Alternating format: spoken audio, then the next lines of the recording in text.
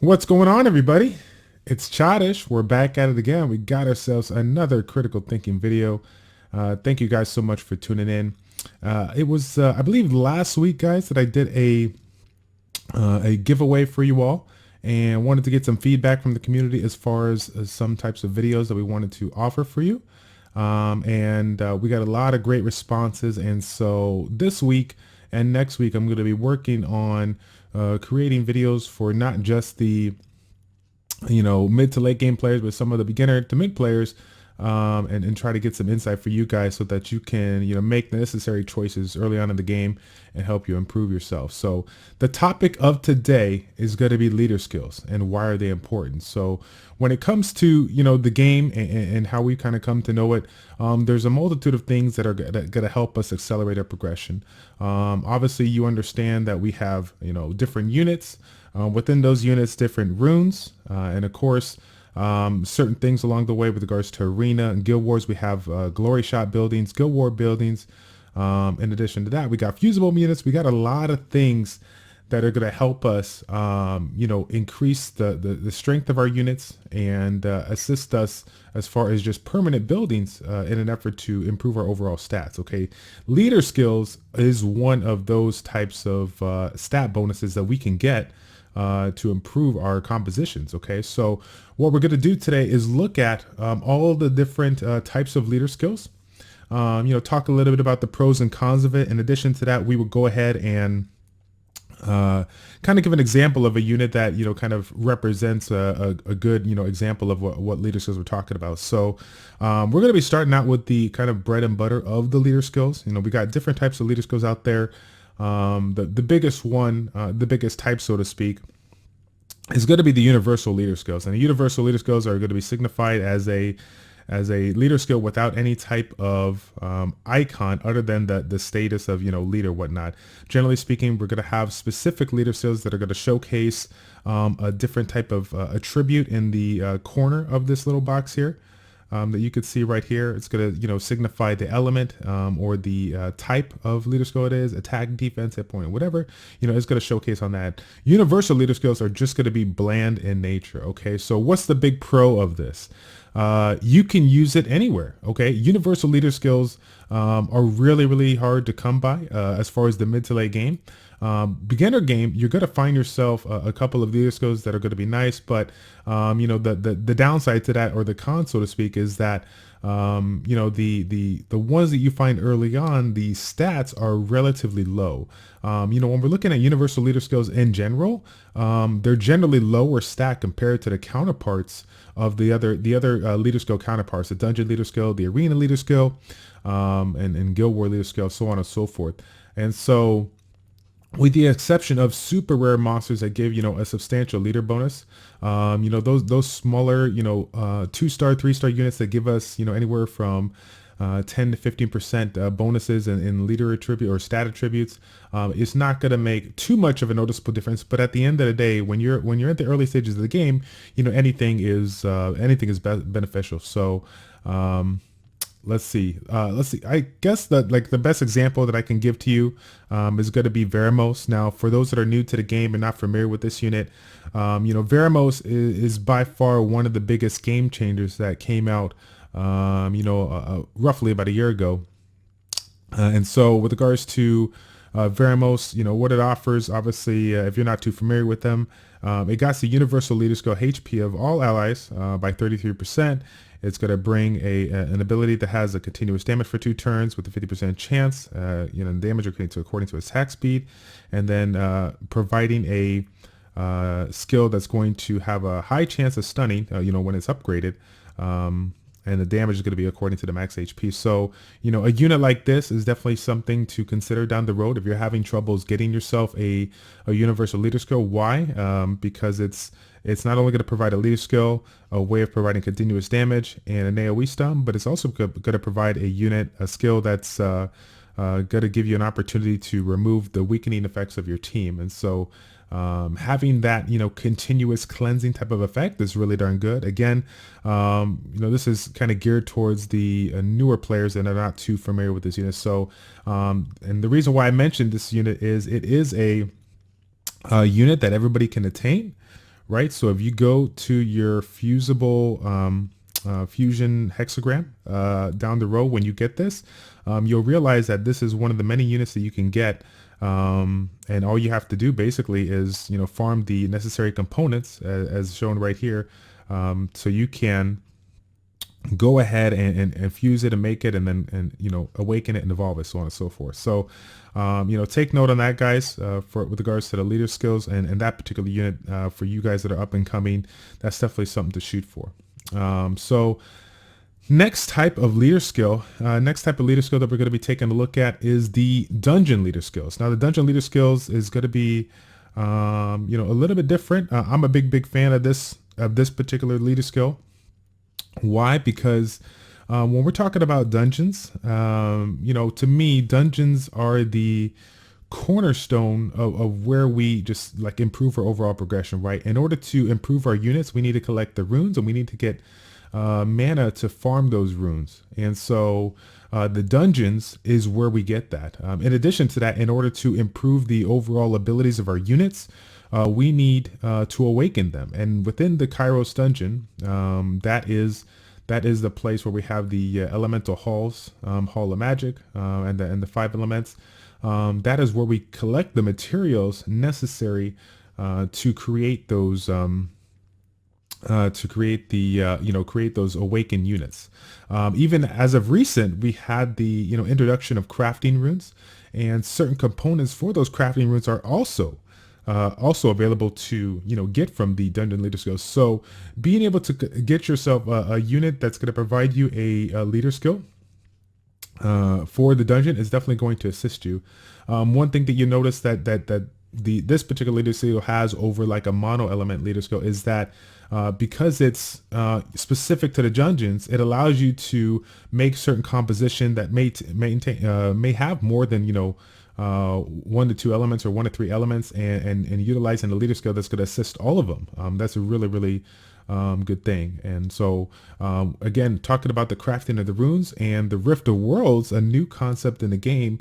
It's that particular area as of right now allows us to use these dungeon leader skills. So that is a great thing to have as well. So what we'll do now, obviously, I mean, the downside of the dungeons, I would have to say is that it is limited to the dungeon leader skills. You will notice that some of the leader skills, the percentage of what you can get is going to be a little bit higher than some of the universal leader skills. But again, you're limited in this specific dungeon. But needless to say, because of the fact that we spend so much time in here, that's all right. I'm down with that. So I'm going to give a couple of examples of units that definitely kind of shine, units that don't need any introduction here. First and foremost, one of the most popular units out there in the game today, Lucian, the Wind Joker. So we'll do just a quick review of that and then talk about its leader skill. So if you're not familiar with this unit, flying cards, right, has the ability to hit the enemy and disturb the hit point recovery for 2 turns.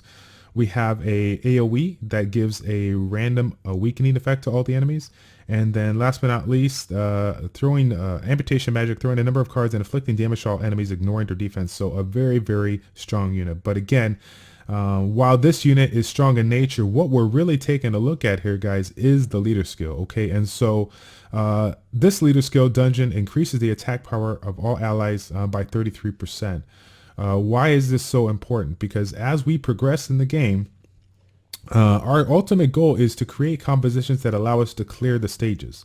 And then after we clear those stages consistently, we go ahead and move to compositions that allow us to consistently clear in a speedy fashion, right? Our goal is to reduce the amount of time that it takes to clear it so that we can constantly clear it more and more times. All right. The difference between an end game player and a beginning game player is that, for beginners that take, anywhere from, 4 to 7 minutes to clear a stage, the end game player might be able to do that in a minute or less. And some stages even like 45 seconds or less. So when we're talking about the amount of opportunities to collect runes to get mana per minute, it is unanimous at the fact that doing what you got to do to improve your composition by means of units, runes, and of course leader skills to reduce the speed at which you clear it is extremely important. So again, Lucian is definitely one to allow you to do that, because as you switch from that consistent composition to a more YOLO type composition, this is going to give all your attackers a lot more damage in an effort to clear it quickly. Okay, that's one example. Okay, also in the win category, I'm going to do it because I have this unit as well. Arjun. So I'll go briefly over the unit and then we'll talk about the leader skill. Arjun, the wind vampire, attacks the enemy 2 times and inflicts damage, and then collects 30% of the inflicted damage. Has a single target buff that's going to reduce the attack power of the opponent as well as the attack speed. And then last but not least, a fatal blow to the enemy, death blow. A fatal blow to the enemy, damage increases by 25% for each harmful effect on an enemy. Okay. Last but not least, we got ourselves the leader skill for the dungeons, increasing the resistance of the ally monsters in the dungeons by 48%. Okay, 48%. All right, the maximum resistance you can have is 100%. Right, and so having a unit that's going to give you literally half of the resistance that you need to reduce the harmful effects that can land on you is pretty darn good. Now, there could be an argument made that this is not a favored leader, with respect to like attack power leader or HP leader or defense leader or a speed leader or crit rate leader.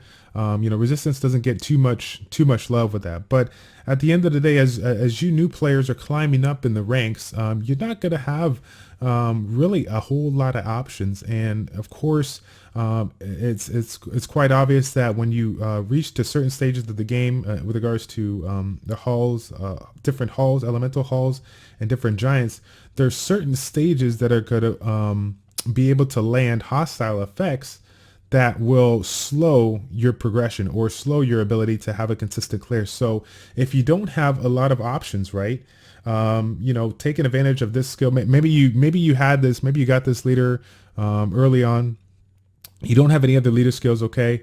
Obviously this is something to consider, consider any of these leader skills or whatnot. Okay. And of course, dungeon leader skills are going to be signified in this nature. They're going to have that mark in the top right there with a capital D. You can see,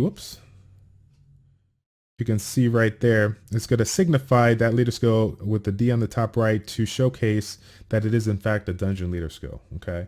Again, now it's funny that we're talking about Arjun. We definitely have to veer two over to the left here, talking about again a very important unit out there when it comes to dungeons and leader skills. This unit here definitely doesn't need any introduction. Similar to the Arjun skill with the vampire bat, we have another skill that does a lot of damage and then has a critical rate bonus. But of course, everyone knows this unit as the unit that's going to provide attack bar manipulation by 20% with your critical hits. And this is only, it says that this effect does not have an effect on the allies that have the similar effect. So obviously you can't stack it. But again, the focus is on the leader skill for those that are new. And this particular leader skill is going to increase the attack speed of the ally monsters by 28%. So with respect to dungeon only leader skills, this unit here is going to have the highest attack speed for dungeon leader skills. Okay. And of course, why is this important? Because again, the more we move, the more we generate turns, versus our opponent, the better chance we have winning. So that's more turns to do damage, more turns to heal, more turns to provide buffs for you guys. So, keep that in mind when you're making, compositions down the road. This one, when we think about this one, we think about Dragons Beat 10. Again, that's a stage within the Kairos dungeon that is going to provide you with certain runes that will definitely be the cornerstone of a lot of your PvP based units, most notably the violent runes and the revenge runes. So making a composition again in Dragons Beat 10 initially, making that consistent clear is important, but as you move away from your stable teams or safe teams and start creating speedy compositions, this is definitely one of those units that's going to skyrocket your ability to perform well without a healer. So yeah, big unit here. Definitely take note of that.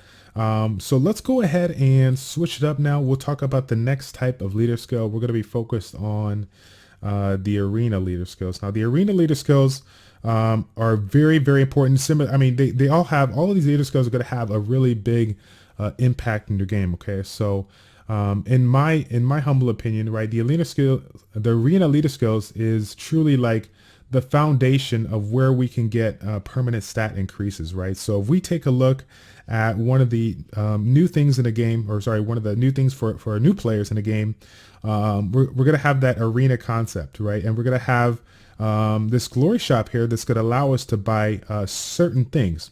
And if you take note here, we're going to have different towers that are going to assist us in our overall stats, right? So as you can see here, we got the attack power, we got HP, we got speed, we got critical damage. These are all extremely important, okay? All of these towers are going to give us permanent stats to our monsters. And when we're talking about taking every advantage that we can to improve our units, this is something to pay attention to. So for all of you guys and girls out there that are sitting there with 200 arena wings and not utilizing it because you don't like arena or you're getting beat up or whatnot, I strongly ask you to reconsider. You guys are the same people that are getting upset at the fact that we can't, I don't know what's going on, Childish. I can't improve my stuff. It's like, and you have yourself, 100 arena wings. You got to take advantage of this, guys. While it is frustrating to not be able to beat certain opponents, you want to get every edge you can, and so that is something that you want to pay attention to. So arena leader skills, that's the biggest pro when it comes to that part. The con that we can make an argument about is that when it comes to arena early on, we're going to be using a multitude of units, just throwing them in there, trying to clear our opponent. But as we progress with regards to the game, we realize that there are you can't just grab 4 of your strongest units and go in there. You have to go in there with a plan. You have to go in there with a purpose. You're going to be creating compositions that revolve around the certain units in an effort to enhance the abilities of all those units and be able to clear your opponent relatively quickly. I mean, you get to the point where you are able to clear the majority of the opponents. But when for those that are new to the game, what are some of the things that the end game players do? They not only can create combinations to clear their opponents, but they create them to clear their opponents in a timely manner, so that they can one day be in a competitive player when it comes to certain aspects of the game, like arena rush hour. So arena leader skills. Okay, so again, the example that I want to go ahead and use for this one here is, again, we're going to be using just showcasing a couple of the more rare units when it comes to this, is going to be Alicia. Okay, Alicia is the water polar queen, a very, very, very strong unit to say the least. Let's take a look at her skills real quick. Essence Explosion attacks the enemy to inflict damage and decreases the defense for 2 turns. Our next skill attacks all enemies, and the damage is based on the enemy's attack speed. Okay, that's something to take note of. And then last but not least, has a skill that's going to, again, hit all the enemies and gains another turn if the enemy dies. Okay, so now, again, focusing on the bread and butter of what we're talking about this video, the leader skill. This unit's leader skill provides an attack power for allies, ally monsters in the arena by 44%. Okay, so this is pretty darn important. All right, so when we're looking at the attack buff, right, and when we're looking at the attack buff of let's say a Megan, right, or actually, yeah, let's see, if we look at like a support base unit, let's see if I can find her here. If we look at a support base unit like Megan, there's going to be certain units out there that are going to improve our attack power and defense for 2 turns. Okay, and with regards to the attack power buff, the attack power buff is going to give us 50% increase to our attack power for the units. Okay, so when we're talking about a unit like this that's going to be bringing us 44% attack power just permanently without having any buffs, it's just a standard buff that you have for all the units when you're in the arena. That is pretty darn strong. Again, how do I determine if it's arena or not? We're going to take a look at the top right corner of the leader skill, and it's going to signify that with an A. A means arena, so take note on that. If you have specific units that have skills that you're not too familiar with, we're going to be looking for the A on arena, so that we can go and we can figure it out and make sure that it works for that. Okay, So this is definitely, you know, one of those units that you can combine with other damage dealing units, support monsters and whatnot in an effort to improve your overall damage. Of course, with regards to the as you progress within the game, you're going to be making certain compositions that are going to be built around 1 to 2 damage monsters, a support monster, or in 1 to 2 support monsters. Some compositions revolve around 1 support monster with 3 damage dealing monsters, so you get even more bang for your buck on the attack power. But needless to say is that the attack power is something that's going to be beneficial to everybody in one way or the other. And so when we're looking at it, you know, just kind of blanket on paper, it's that this a skill like this, when we're considering the offensive aspect, you know, which is a prime part of this whole arena thing, being able to do what you got to do offensively to accumulate those points, that is extremely important. So, you know, consider that when looking for your other leader skills. But keep in mind that it's not as easy as it is on paper. So I'm going to give you an example of one that doesn't make too much sense, but it's still a beneficial thing. So we're going to take a look at another unit that I have. Here we go. So I'm going to say Zhao Lin, the water kung fu guy. I probably said that wrong. Fail. This particular unit, again, we'll go straight to the leader skill on this one. If you take a quick look on this unit is an attack based unit. But when you take a look at its arena skill, it's going to give a defense to the allied monsters in the arena by 33%. Okay, so we can make an argument that this particular leader skill is not going to really tie into the unit itself. You got the attack based unit, then you got a defense based leader skill. But that being said, again, focusing on the people that are early in the game, you may not have too many options for you. And while this is a defensive leader skill, at the end of the day, everything that you can attain in order to improve your overall stats is going to help you down in the long run. You know, when you're first getting started out, you know, not everybody has, you know, these strong runes. And so, you know, obviously the fight is not going to end within, you know, 2 seconds. So having something that is going to provide you a little bit of a benefit when it comes to mitigating damage is obviously going to be important. So do I say that this is the best leader skill out there to use on the offensive side? No, but what I'm saying is that you have to consider all different types of leader skills and consider the fact that even though this leader skill does not improve the damage of this particular unit, so to speak, it improves the effective HP or the you know, the well-rounded stats of your composition, right? Having more defense for everybody keeps them alive and allows you to sustain better and you know, go take out your opponent in the long game. Okay. Let's see. Next one here, we want to go ahead and showcase is the, let's see if I can find it here. It's going to be in the win one again. And the reason why I wanted to make a note on this one is this particular unit, again, is another fusible unit similar to Veramos that we went ahead and showcased here. Katarina, the Wind Valkyria, is an amazing unit for people that can take the time to fuse it up and do it. Why? Most notably because it has a skill called Sword of Discharge that hits enemies randomly 3 times, and then when the unit is in an invincible state, the defense is ignored. And when we're talking about ignoring a just raw stat within the game to allow you to do more damage, this is extremely important. Now, let's get back to the you know, important concept of this and recognize the leader skill. This is another one that kind of goes in hand with the Water Kung Fu Girl, whereas the leader skill is not as doesn't make, I mean, the leader skill is one of the highest leader skills, if not the highest leader skill, you know, as far as percentage goes in the game with regards to arena. And so even though resistance of the ally monsters is not something that we're really, really focused on when building Katarina, Katarina, as you can see on the left, again, it is an attack-based monster. Our goal is to build it with, as much attack and crit damage as possible so that we can, put out some big numbers when it comes to the skill.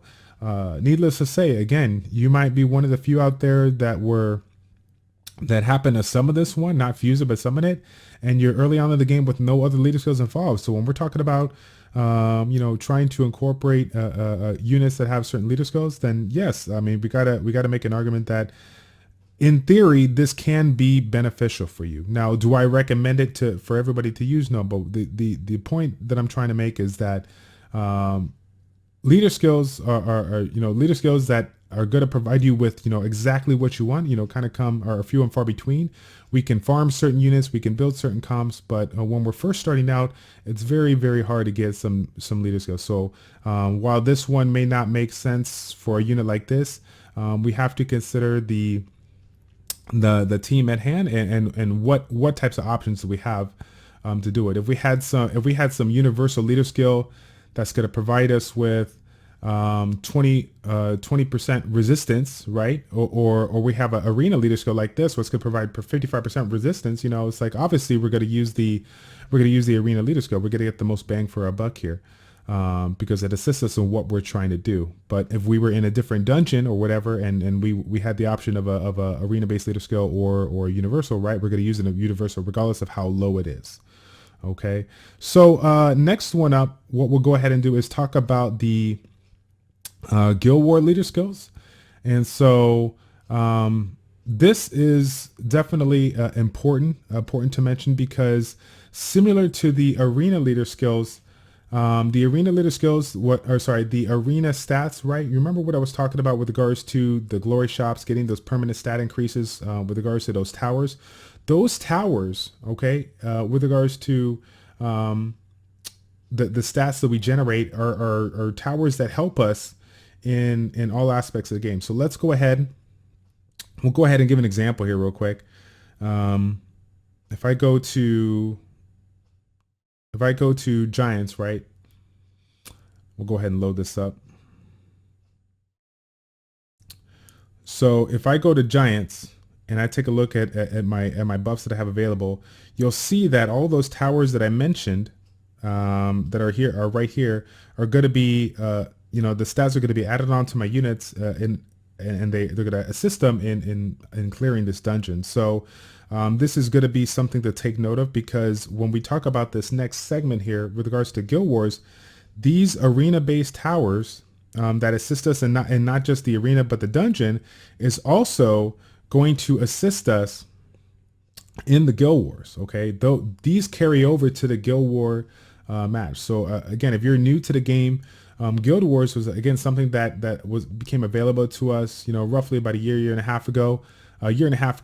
And it's another way of creating a PvP format, in a group setting, in the guild-based setting. Arena is kind of focused on what we can do individually, but in the Guild Wars, it is set up as such that we work as a team in an effort to, beat our opponents and be number one at the end of the week. All right, so Guild War leader skills. Let's take a look at the pros on it. Of course, again, the leader skills are going to essentially give us more permanent stat increases. So what we're going to do is we're going to take a look at the Guild Wars and the guild shop here. The points that we accumulate through our guild shop are going to give us options to buy various things, right? We can get rainbow mons, we can get legendary pieces, we can get Ifrits, and Ifrits, as you know, are 3 of the obtainable units that we can get that really can improve our progression with whatever type of situation that we're in, or kind of element that we're in the game. We got certain units out there that are going to be pieces that will allow us to create some of those fusible monsters. And then last but not least, we have ourselves different flags that are again bringing permanent stats to improve our overall stats when we're fighting in the Guild Wars. So when we're fighting in the Guild Wars, we're going to have our arena stats.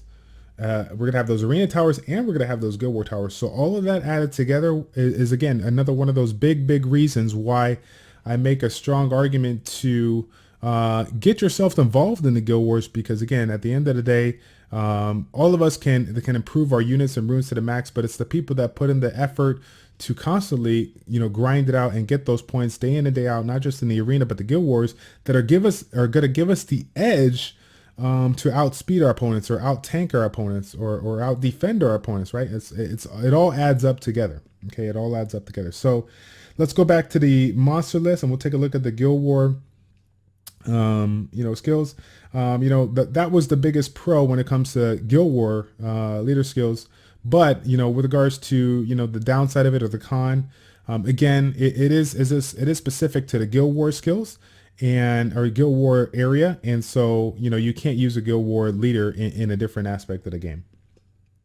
Let's take a look. So we're gonna definitely talk about just a couple, or just one big unit here that I want to mention, because again, this is extremely popular unit, to say the least. Now, Galleon, very great unit to talk about here. Why is this one one to talk about here? In addition to having the Guild War leader skill, this unit is by far one of the biggest game changers in the game today, as far as accelerating our progression when it comes to dungeon farming and TOA clearing. And in addition to that, it improves our a range of compositions that we can use in a PvP setting. Okay, before this unit, basically, for those that are new to the game, we had to bring two different types of unit. One that's going to provide ourselves an attack buff, and another one that's going to defense break our opponents. This particular skill, Time to Loot, is going to provide us the attack buff and the defense break on our units, assuming that they don't have any kind of immunity on it. And it's going to be able to do that without hitting the opponent. It's just a buff for you, and a harmful effect for them. So this is great to have in any aspect of the game. And so if you are a person that has this particular unit, you might as well take a little break, go to the lottery, go to the gas station, buy yourself a lottery ticket, because you won. You won. All right. So of course, the biggest thing to talk about here when it regards to the leader skill, this one here is going to provide us with the attack speed of the ally monsters by 24% in the guild battles. Again, how do we signify a leader skill in this nature? This one is going to be the G on the top right of the corner. That's gonna determine if it's a guild war only leader skill or not. So take note on that. There's going to be units out there that have a universal leader skill or that has speed on it, and basically the difference between that one and this one is it's not going to show the G on it. All right.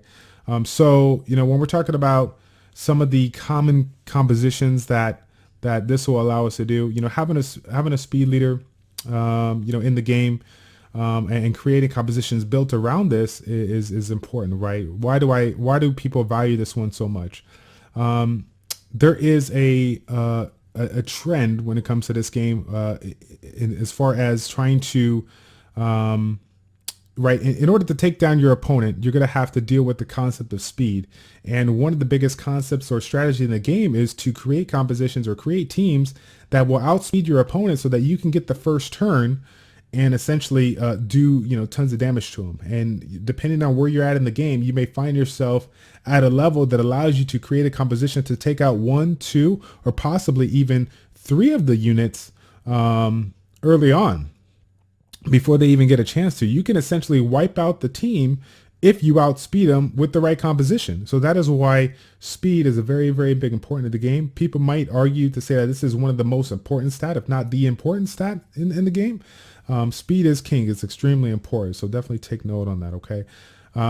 Again, so with regards to guild wars, depending as far as the difference in the arena, with the arena, we have 4 units that we create our compositions, and we use their kits to create a composition and to allow us to kill our opponent. Okay. So when it comes to guild wars, guys, moving on to the guild wars, we have ourselves only 3 units versus 4. So we definitely have to be very specific as far as our team composition and the units that we use in an effort to take out our opponents. So I bring this one to you today because this is probably the biggest unit out there that creates that one of the most common compositions in an effort to get the first turn and take out your opponent. Most people, or if most people have used it before, if not, maybe they're using it now, has created a guild war team built around Galleon, which is the water power captain. This unit, Bernard, which is the Wind Griffin, right here, and then we have ourselves Theomars, which is another unit that you can collect with regards to guild wars.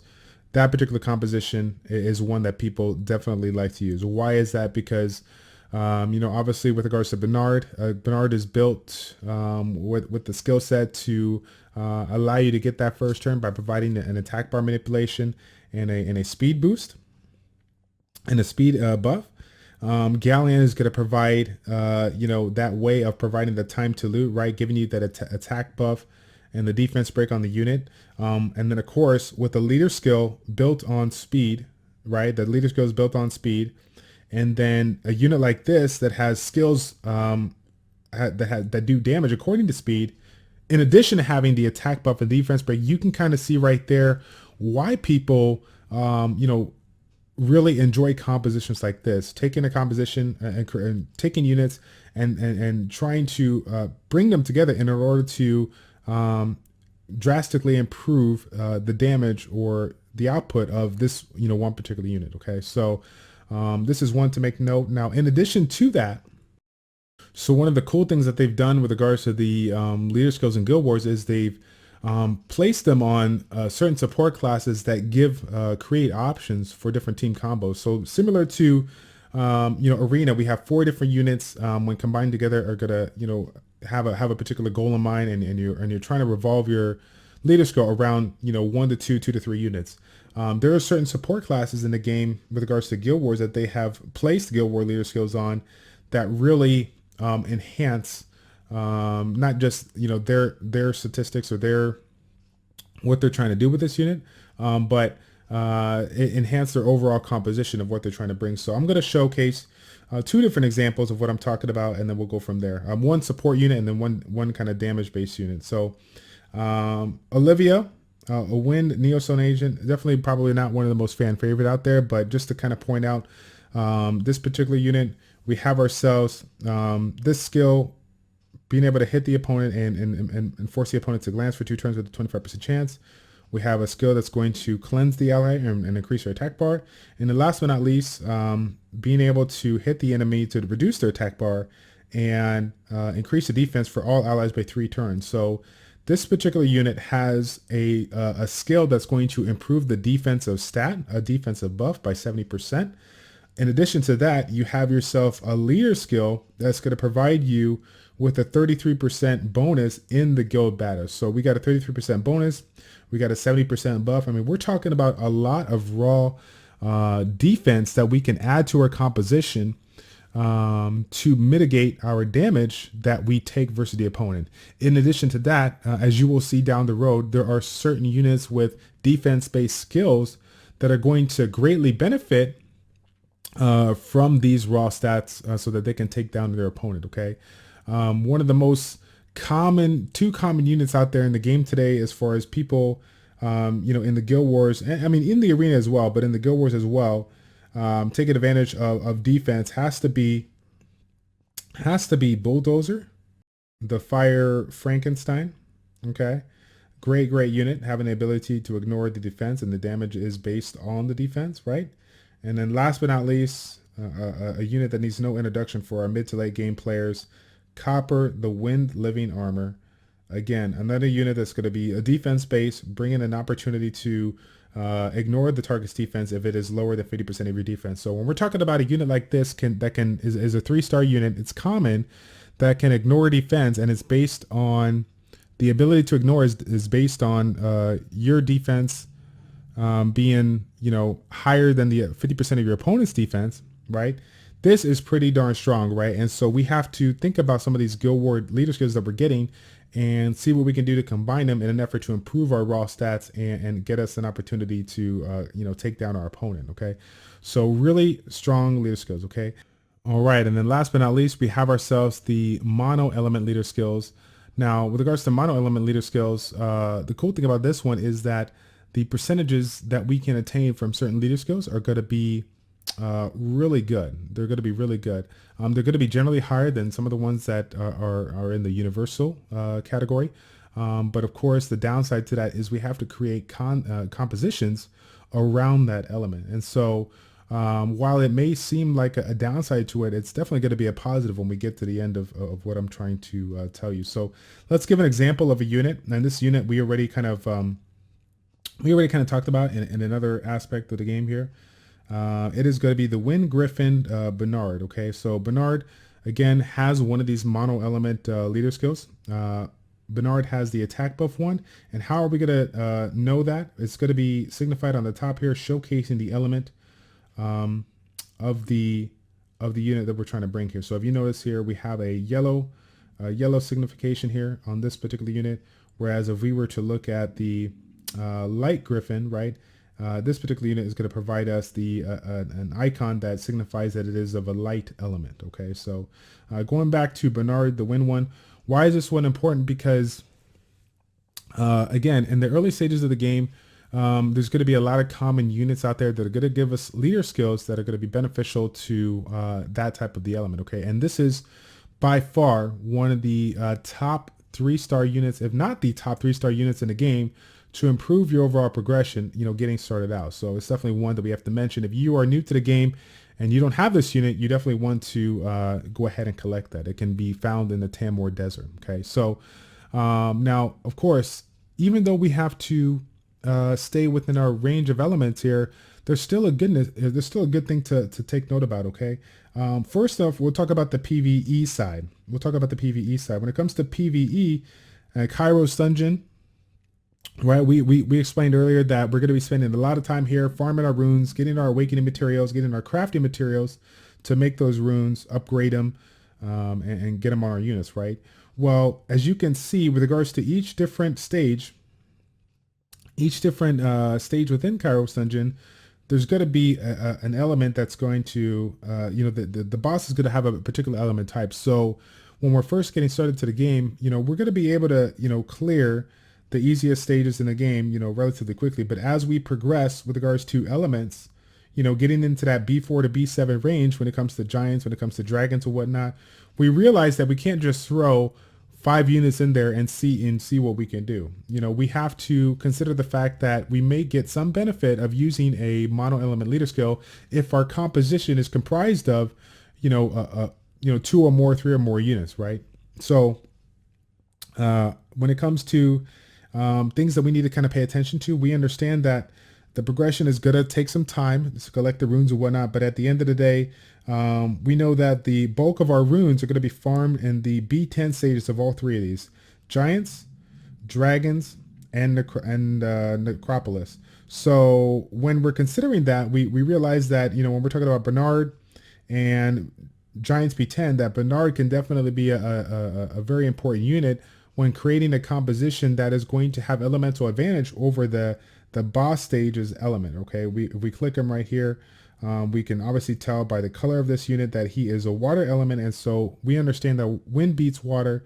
We want to bring units that generally are in the early stages of the game are generally going to be strong against that unit. Okay, again, with regards to dragons, the end stage unit is fire. So as you can see in my composition, the majority of my units are going to be water-based units because I want the elemental advantage. I want to be able to have the opportunity to crit more and have an opportunity to do more damage towards the enemy. In addition to that, on the back end, I want this unit to have more opportunities to miss the harmful effects, to glance on me, having glancing hits and reduce his overall damage that he does towards me. And then, of course, we have ourselves the Necropolis here, which is kind of like a wild card in this whole talk of mono element. This particular unit is a dark element, right? And because dark element is neutral towards everybody, you can bring a composition that doesn't have to be revolved around a certain particular element type. But as we talked about in early stages of the game, talking about dungeon-based leader skills, I'm taking advantage of a leader skill that is based on the dungeons in an effort to improve my overall stat for all 5 of these units. Okay, and why do I, just to kind of answer this real quick, why do I choose this critical rate over some of the other ones? Obviously at this stage of the game that I'm at, I create my units, I built them revolving around critical damage, depending on the unit type, of course, and critical rate is one of the stats that is extremely hard to come by. While we understand that there is elements of the game that are going to allow us to improve it, right? We got the blade runes to improve our critical rate. We have, just the raw stats with honor runes to improve our critical rate if we're lucky to upgrade them when we get them. But the critical rate statistics, so to speak, is not something that we can enhance. Okay. If you guys are familiar, for some of those that are new to the game, you're gonna have an opportunity to enhance your runes with the Rift of Roads by getting grindstones and enchantments.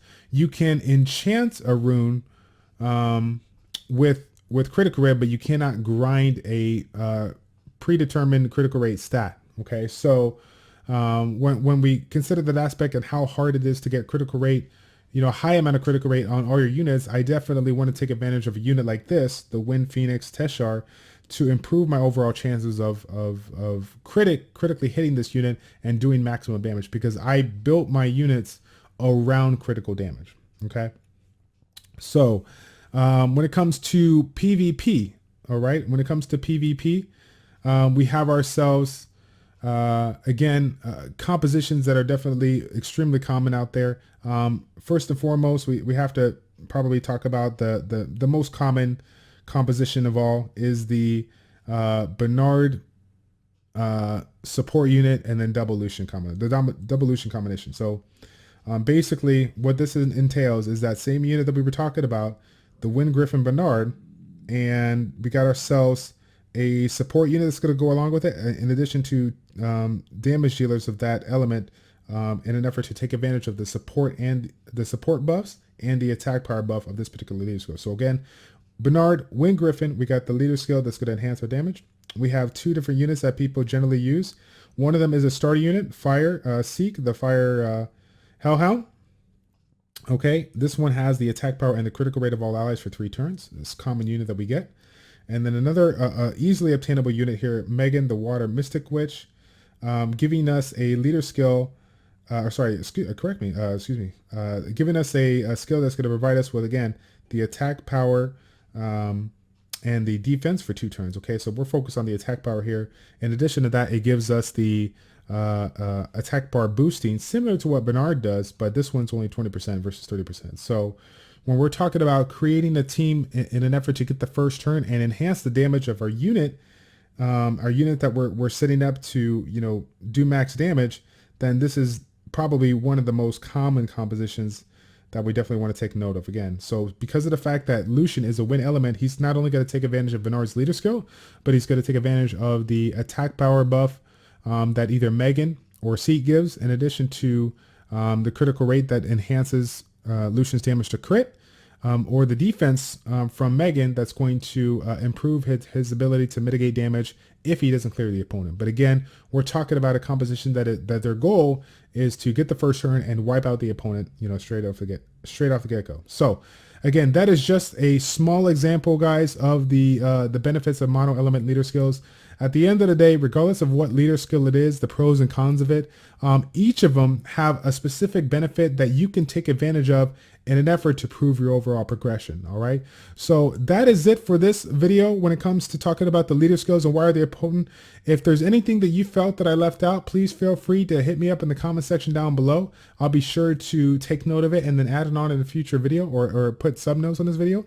For anyone that did enjoy this video, go ahead and smash that like button. And if you haven't already, go ahead and share it with all your friends that can benefit from this particular video. Okay. That is all I got for you all today. Thank you so much again for all of your support. It's a pleasure to make these videos for you as always. It's your boy Childish with ChildishPlays checking out. Take care, and we'll see you next time, guys. We're out.